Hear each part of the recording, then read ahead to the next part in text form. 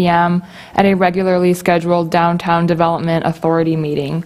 Public officials with us in attendance in person: Finance Director Ms. Chelsea Pesta, Management Intern Ms. Kaylee Hall, DPW Superintendent Dan Ladd, and also with us electronically, Deputy Chief of Police Ms. Heather Kolke. Chairman Blair, I'd like to turn it over to you. Yes, let's all rise for the pledge.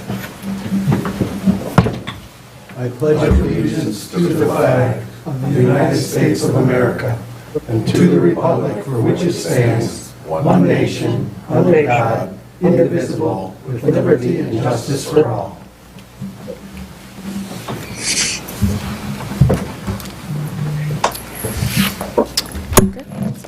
I'll take roll. Ackley? Here. Allen? Blair? Here. Easter? Lublin? Here. Marshall? Here. Michigan? Millen? Here. McDonald? Here. Smith? Amen. I did hear correspondence from both Ms. Amin, Allen, and Michigan that they would not be in attendance. If you would like to make a motion to excuse them for this afternoon, I did receive correspondence from them. I'll make the motion. Support. Thank you. All in favor? Aye. Any requests for agenda changes? Chairman, could I ask you to use your mic because I can't hear you? Any requests for agenda changes? And can I get somebody to make a motion for the approval of the minutes from August 9th? I'll make the motion. Second? Support. All in favor? Aye. Aye. Aye. Ms. Jakeways, any correspondence? No correspondence. And how about audience participation? Is there anybody in the audience that would like to participate? If there are any members in the audience who would like to speak to the board, you have 3 minutes. Please state your name and address. Attending electronically, please press star 9 to activate the raise hand feature and star 6 to unmute. Chairman Blair, does not look like there are any audience members looking to speak at this time. Any unfinished business from August 9th? No, sir. New business? None. Okay, I have a couple things. I don't know if we bring it up here under new business. go I ahead. want to throw out there. So we're going to move the date of the trunk or treat that we do with the mayor from Saturday, October 29th to Sunday, October 30th to avoid the Michigan State game. That idea. Yeah, and then the DDA normally supports a petting zoo. I wasn't on the DDA I was on the DDA last year.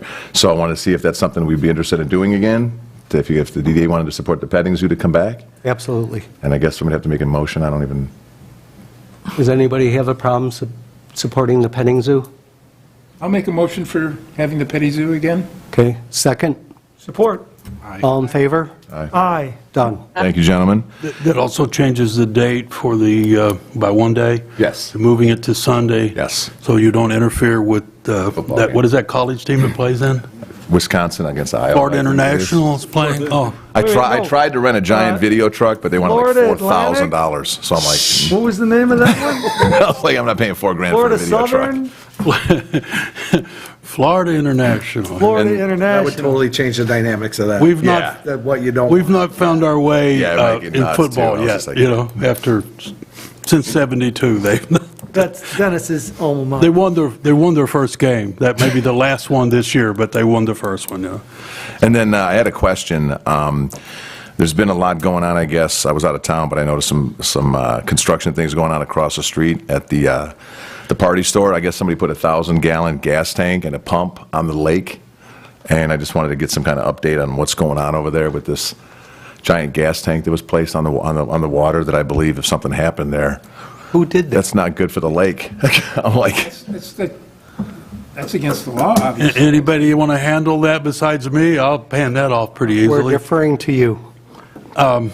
Yes, there was some construction that went on, and they were cited, and the threat to the lake with 1,000 gallons of gas has been removed. The tank was removed. other construction was not remedied yet or remediated.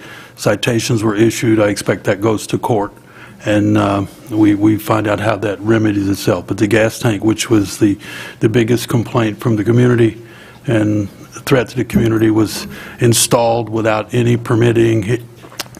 We discovered in the front office when the electrical contractor came to get a electrical permit for the gas pump, saying that it had already been installed and already done, so he was going to get it after the fact. But the removal of the tank was identified by them taking it out on the weekend, just as they put it in. So there's no threat to the lake there. The violations continued, code enforcement, but we expect to get remedies. This place has also been cited, but we've also cited the location across the street, the building that we were excited about getting redone. He's not met his promises to me. I think I mentioned to the board that took him to lunch. I paid for lunch and got commitments to do it right, and he made a lot of promises, but hasn't done it right. So it's at risk, the whole building. He did, again, clean it up when it was time to clean up, when we had the fireworks down there. But after that, we've seen very little, if anything. So we're hoping that he will honor his previous obligations and get it all fixed. But he's in non-compliance, and tickets were issued. We also issued code violation to downtown businesses and land areas. Some of those went to court today. I'm only aware of one of the outcomes. Deputy Chief Koki, are you on the line? I see her listed there. She may be able to give... Do you have an update on our code violations that went to court today at the 52nd Court? Unfortunately, I was in a class all day today, so I do not. Okay, well, the best I got, we had one citation that was dismissed by the judge with a promise that the property owner would keep it clean in the future, which is typically what judges do. Okay, we'll cut a deal here, we'll keep it up. But it would appear, my report was that there was a lot of personal attacks by the property owner on why he was cited and why he was special, and the whole team was there, him and his wife. So he spent a day in court to let the court know that Wall Lake was picking on him. No, we are citing people who refuse to comply with the code. That's all we need. We need compliance. We need to take care of your property and your buildings and get permits. I think that's about it for downtown. The gas, I just want to, so the gas tank is not the tiki bars, it's barrels of wine, correct? The tiki bar issues there, the complaints were that actually blocked their ingress and egress from the tiki bar. We could not ignore that problem because we are at issue with the tiki bar over the issues, and had we not demanded compliance, the tiki bar would have said that we were in partnership with the illegal gas tank. And so we moved on it, and it was in the barrels of wine. The wine store turned into a gas station for boats. What we have out there too is essentially a marina has been created, which seems to violate our code. In the marina world, they call parking spaces for boats, they call them slips. What was originally probably what we would call a pier, or a little, you might call it a dock, but that's different than a pier. But slips are different. But when you provide place for boats to park, either temporarily or overnight, that's a marina. And marinas are prohibited. That's by code. The only solution to all of this is for that owner to come to the city council and change all of the codes that eliminates all those prohibitions. But the way it stands, it was illegal. It still is. The construction that he did was done without permission, so we're still going to deal with that, and then we'll deal with the whole marina issue. He's now providing what is alleged that he's providing an opportunity for people to launch their boats at a cost. And so those of you downtown who see the pickup trucks with that 3-foot hitch on the back and then another boat ramp or boat trailer on the back parked up on the hill, that's an unusual doing. That's because they're launching their boats for the day and parking them all around and taking up 3 or 4 more parking spaces, which is already a problem. So that in itself has created a problem. It was done without any of us knowing in City Hall, because simply is no compliance. Always a plea for forgiveness. He begs forgiveness, but he never gets it right to begin with. And he's also got a complaint that he's targeted. He just doesn't get it right. And so that's what we got. And I hope that answers your question, Mr. Miller. Thank you. I'd like to just add, I support the code enforcement for properties that aren't taken care of. I think that's the way it should be. Of course. Nobody doesn't support except to the person who gets cited. They always blame somebody else, but it doesn't eliminate the code violation. You know, we can point to all kinds of people, whether it's the police officer or the code guy or any of that. I never met a code enforcement officer that was liked by anybody, and I've had a few of those. I usually don't like the code enforcement officer myself and the building officials, but we don't hire them because we like them. We hire them because it's one of the nastiest jobs you can get. It's not the most dangerous, but it's you take a lot of verbal beating, and sometimes they do get inappropriate, and I've fired a couple of building officials in my time, even put one in jail. But it doesn't mean they're all bad. That means they're doing their job if they're writing tickets for real violations, and they usually do that. So.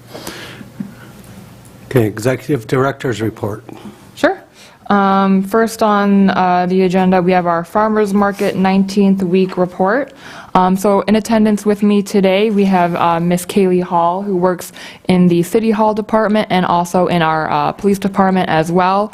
She is with me on site and has been assisting me administratively, but also on the public safety campus grounds this entire season. So I'd like the DDA board to put a face to the name. She's been a tremendous help this season with the multiple community events that we've been having at the farmers market. So I really appreciate her hard work and her efforts in continuing to build our humble farmers market. Thank you so much for the tremendous job you did, and it's appreciated by all of us.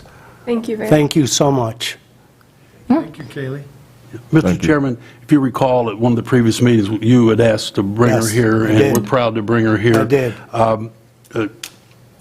Kaylee started initially as part-time, so for the time of the market, we brought her in full-time so she can serve the police. The police don't want to give her up either. She does a good job on that side. So we brought her full-time for that period, for the farmers market period, over to our side too. So she's getting interesting experience on all ends here. You have done a remarkable job, and everybody here appreciates it. Thank you so much. Thank you. So in continuing that, we have 7 more markets left of our 2022 season. We've definitely seen an interest in vendor participation. Ms. Hall can also speak to the amount of growth and interest that we've been receiving at the front office on folks who want to get more information or participate this year or next year. We are looking to do another community event next month, maybe a harvest festival. We haven't solidified the date just quite yet, but we are looking to coordinate that in the hopes that our pedestrian bridge that connects the Walled Lake Linear Trail to our campus, we'll plan a small ceremony and timing that out for sometime next month. But that update will be provided through the social media, Facebook page, and Instagram when we do have that final date of our Harvest Festival.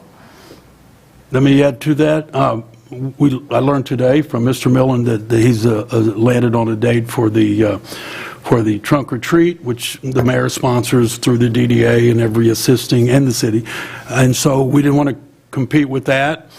So sometime before that, we're going to have the Harvest Festival. We believe it's going to be an extension of the farmers market, probably on that last Wednesday, if we can make that work.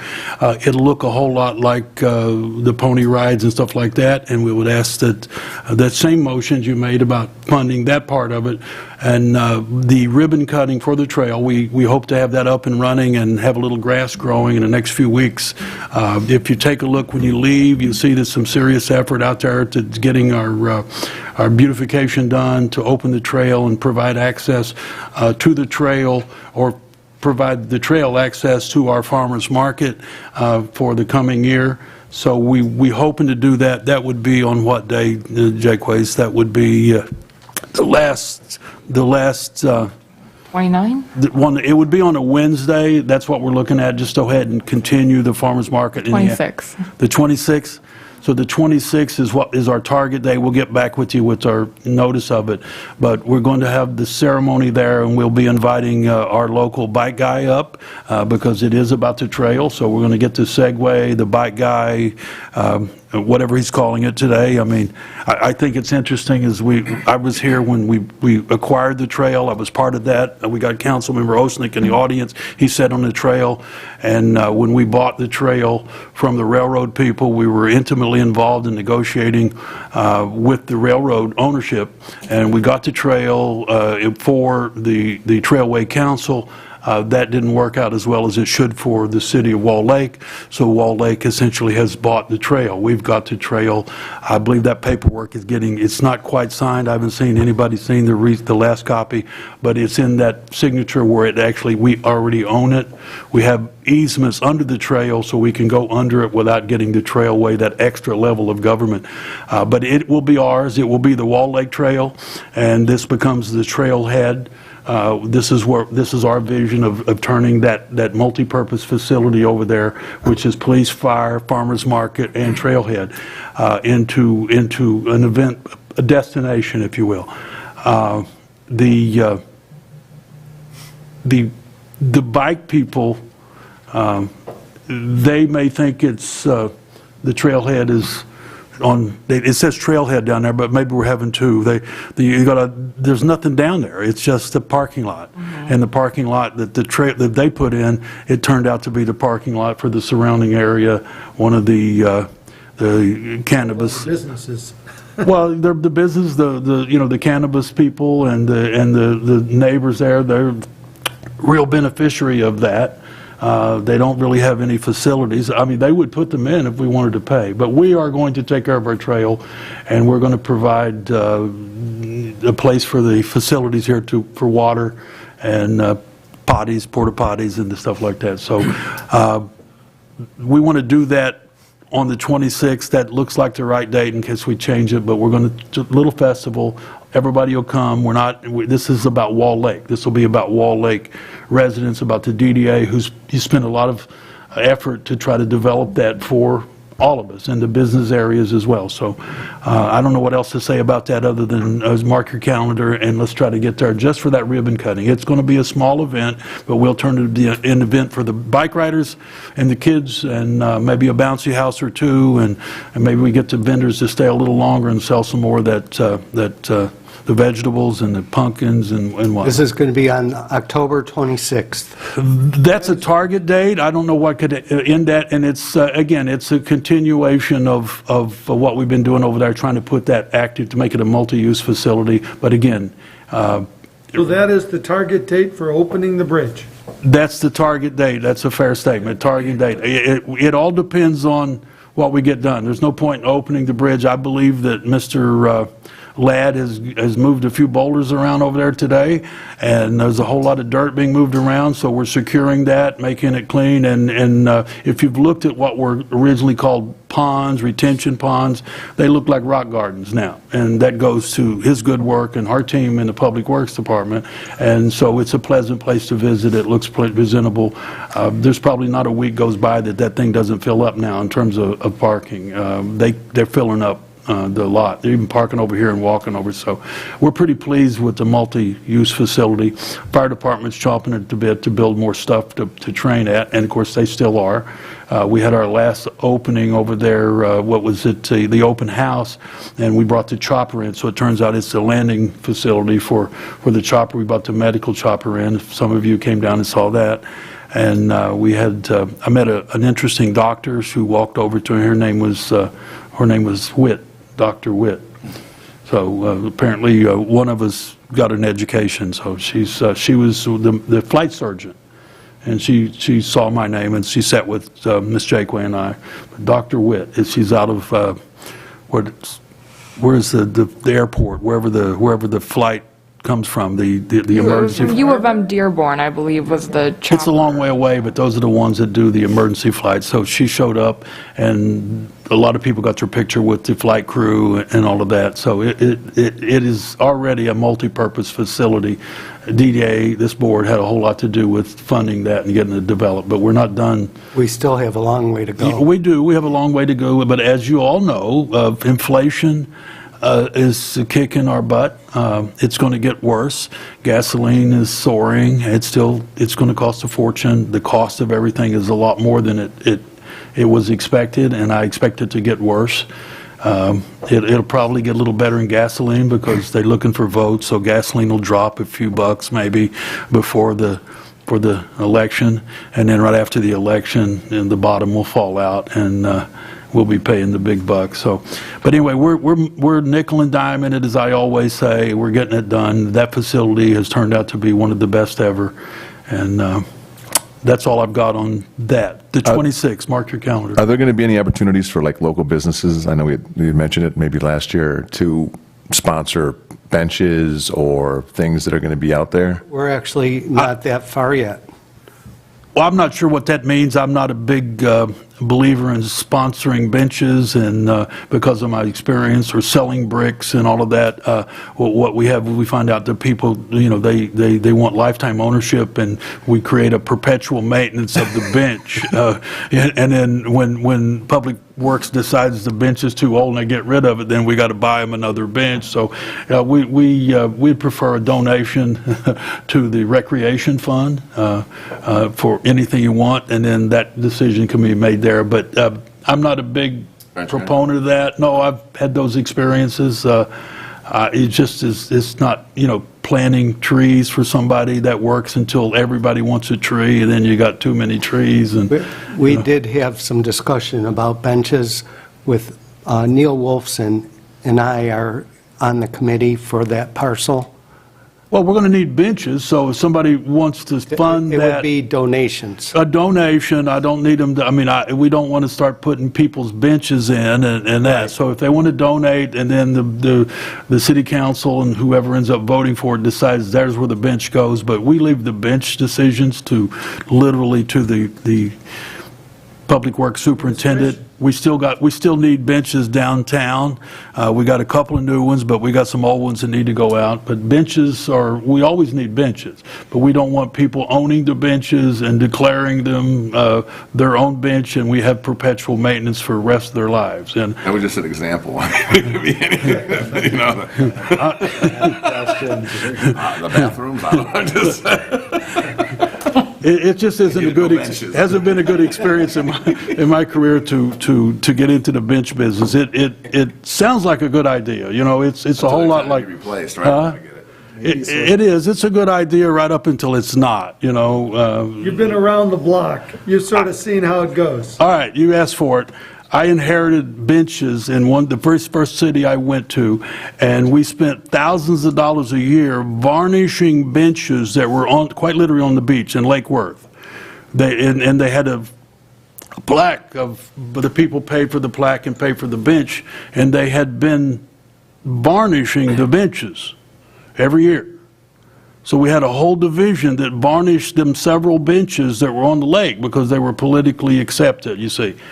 I was pretty stunned that perpetual maintenance, first of all, you would never put varnish on any kind of a bench that's outside in the sun, but that's what they were doing.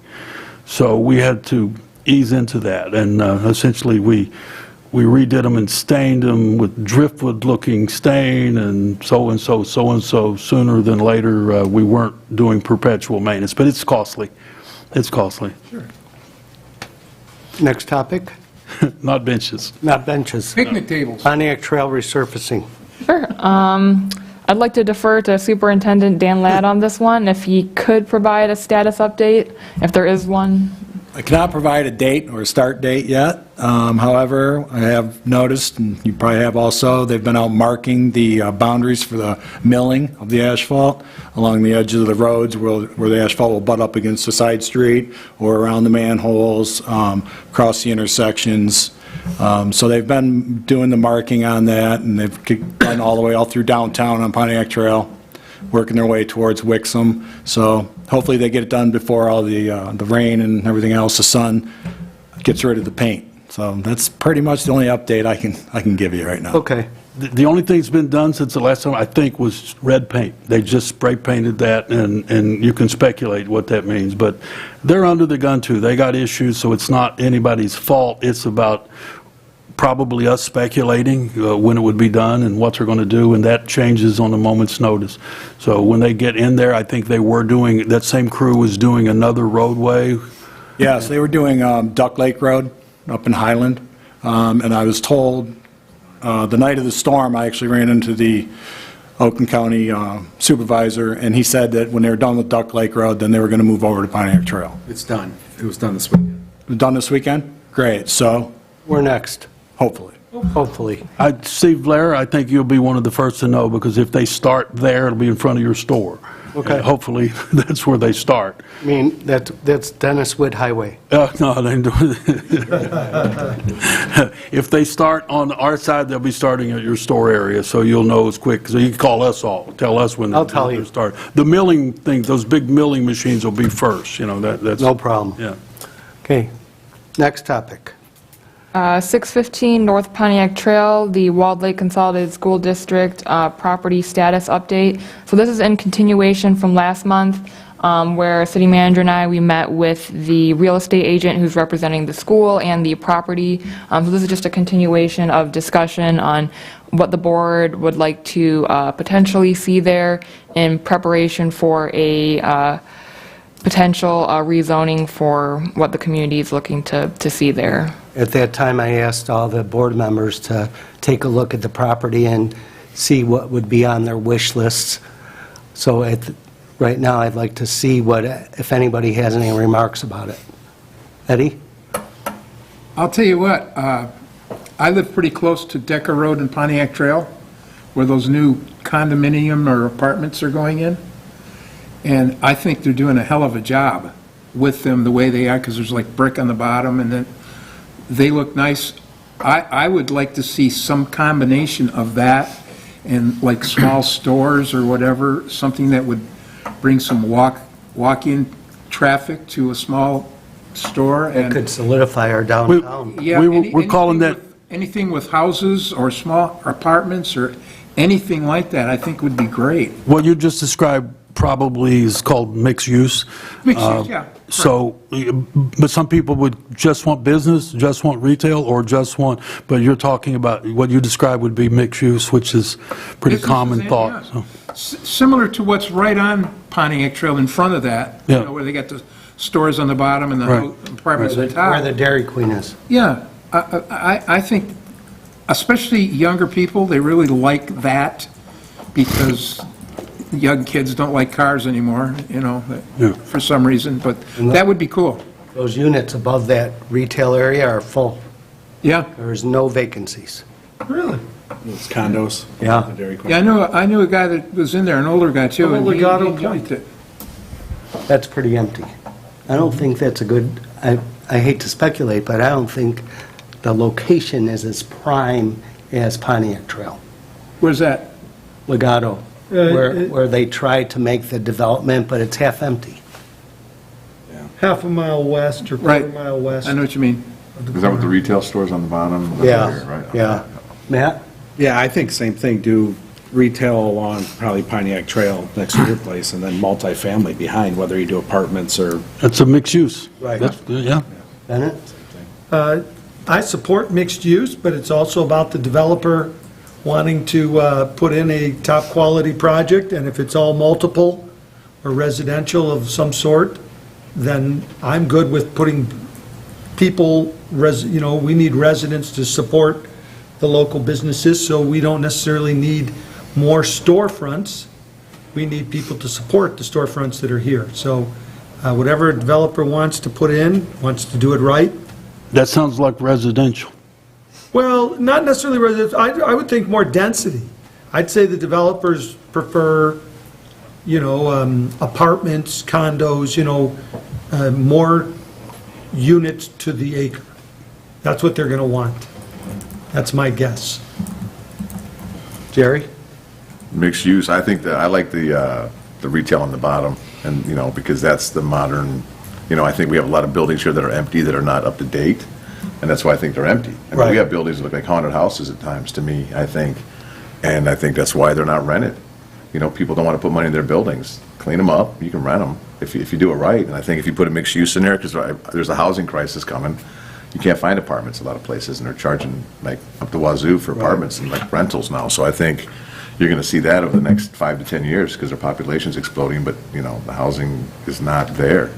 So I think, mixed use, and especially you got it's prime real estate. If you just throw apartments in there, it's kind of wasting, Pontiac Trail. I too believe it should be mixed use. I think it could be a good gateway to a walking city, especially if the parcels going further down Pontiac Trail get developed. You could have a nice downtown area with a lot of walking. But my greatest wish is for the city to control it. Yeah, I think it's important to see. Well, to make I sure think we the get the right city's- developer in there, Well- somebody that's got a proven track record, and I think the city should buy it and control it. Well, the issue here will be who is interested in purchasing it. Again, the school board has the leadership there is changing and has changed, so they have a different mentality. I have to stick with what I believe, and that's all I've got, is that they would want just residential. They want as many students to show up there, because they want to keep their enrollment high. Because there's a penalty if the enrollment drops. So if they're going to sell to somebody, to the extent that they can control that, who wants to put residential in. Of course, once you sell, they don't control that either. If I'm a developer, I'm going to put what makes me the most money, which may very well be residential.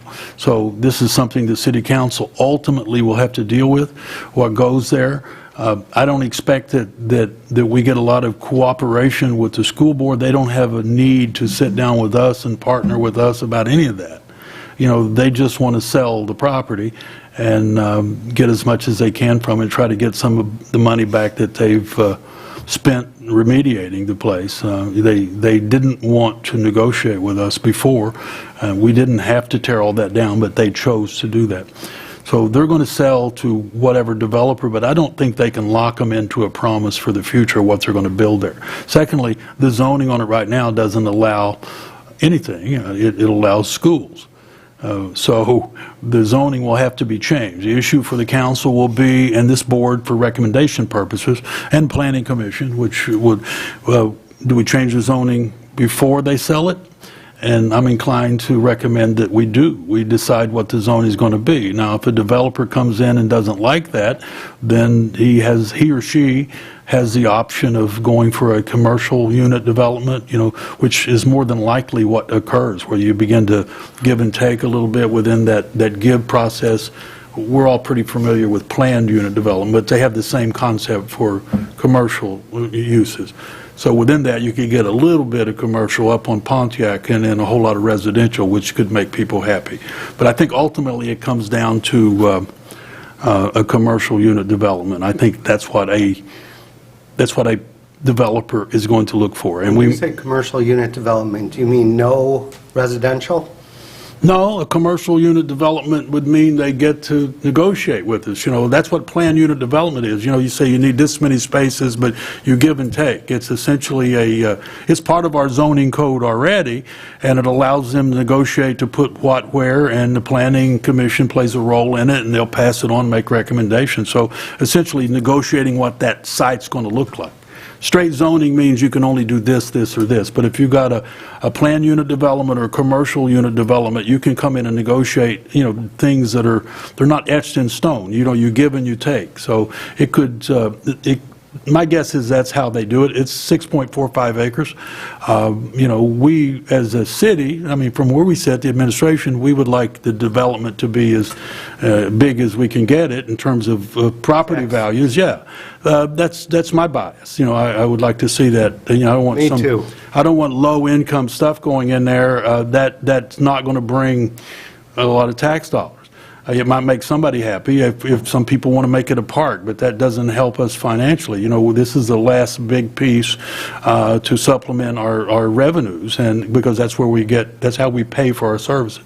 So it'll be interesting, but the city council, sooner than later, is going to have to start dealing with the zoning of that issue. It could come up even from these discussions and planning. It's time to zone it. And that doesn't mean they won't change it later. It doesn't mean a developer doesn't come in and say, this is what I want. But I think there ought to be movement on it sooner than later, even though the school board is on hold. They got a new superintendent. I've not met him yet. So my guess is that's not the highest thing on his list, selling that property. You've met with Randy Thomas, and are there developers that are interested? I haven't talked to Randy in a couple months. I've talked to Mr. Thomas. You know, he's forthright with me. We talk. He wouldn't commit. He knows that nothing he says right now has any validity until the new superintendent gets in, and you got board members. Bill or Chatfield, the guy that really does that part of it, he's not going to do anything without the leadership's direction. I mean, even though he's going to give recommendations, and he may have his, but we're not going to know what the developers do until after they settle in. So it's going to be a day or two.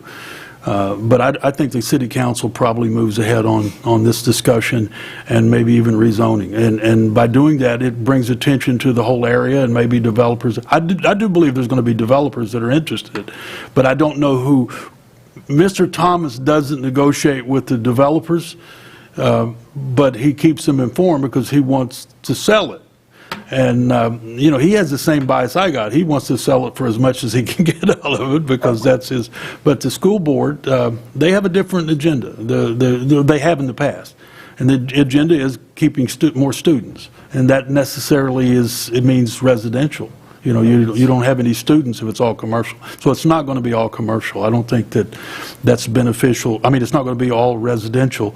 It's going to be mixed use. I think that no matter how it cuts, no matter how we zone it, ultimately mixed use. That makes the most sense. It does, and I think even if you have light commercial on Pontiac, that works. That keeps everybody happy. And then even on Maple, some on Maple. Well, it ought to, but we'll see. I mean, nice frontages.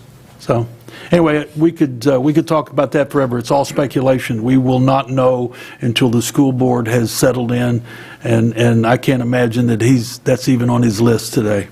On his list is how the school's going to run for the rest of the year. He's brand new, and so that's where he's at. He's not thinking about the school board selling that piece of property today. Okay. Wall Lake Beach update.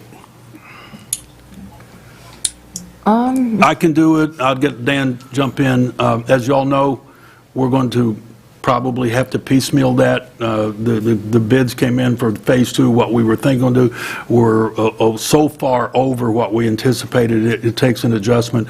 So as things close down, we're going to do some additional work there. We're going to put up fencing, the fences both sides of it. We're going to do some adjustments, and then we're going to study what we can do and how we can do it piecemeal in terms of getting up to speed. We won't be able to do what we anticipated doing based on the dollars, so we'll have to take a look at next year's dollars. Dan, fencing, where are we on anything like that? Yeah, we've selected a fence for the east and west side of the beach. We haven't really determined whether we're going to do something across the front. A lot of people like the openness of it, so that's something that we're still in discussion about.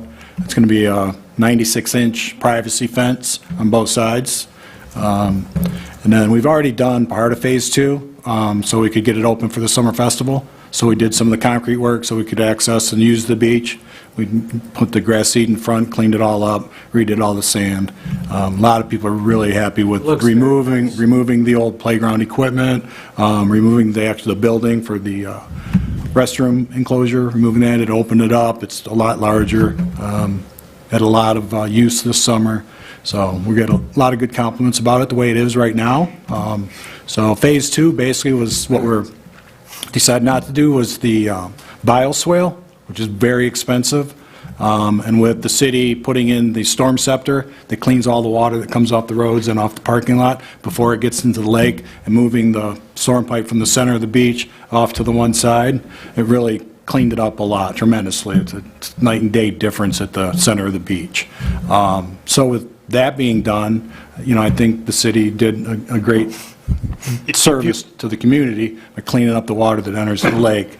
I don't think a bioswale would really, it'd help a little bit more, but not, I don't think it's worth the cost. If you've noticed, it would appear to me, after 12 years, that this year's use of the beach was considerably more than even before COVID came. They're full. Sometimes they're just backed up, and the parking's, there's simply not enough parking to satisfy all that. But the beach is in use. They're like shoulder to shoulder sometimes, and it's kind of interesting. So what we found that the Tiki Bar, the neighboring business, they've expanded their businesses, and they've authorized some other person who used to have an independent business to operate a business off their property onto ours, which seems to violate the code. They access the beach and run a paddleboarding business and various things. They're off, but they're on the Tiki Bar property. But they put a gate in, which was a fence, and they put a gate in the fence, and then they open up so they're actually into our beach. So it looks like we're doing that. We do not sponsor that. We do not recommend it. We do not support it. And one of the things that's going to happen, we're not going to do it to interfere with their summer work, but as they shut down and we begin to winterize, we're going to be putting up the fence, which will end that. What they do on their side of the beach is fine. But there's no commercial use on our beach. From years ago, they took the grant, so we don't want to be in the business of violating the grant. They've encroached. You do a little more, and all of a sudden they got a full-scale business. And it looks like they're doing pretty good. And I don't really have anything against paddle boards. I just don't want them doing it on our beach that we're not supposed to. It looks like a fun thing if you like paddle boards, but. We don't do paddle boards at my age, So that's where we're at on the beach down there. We're going to keep going.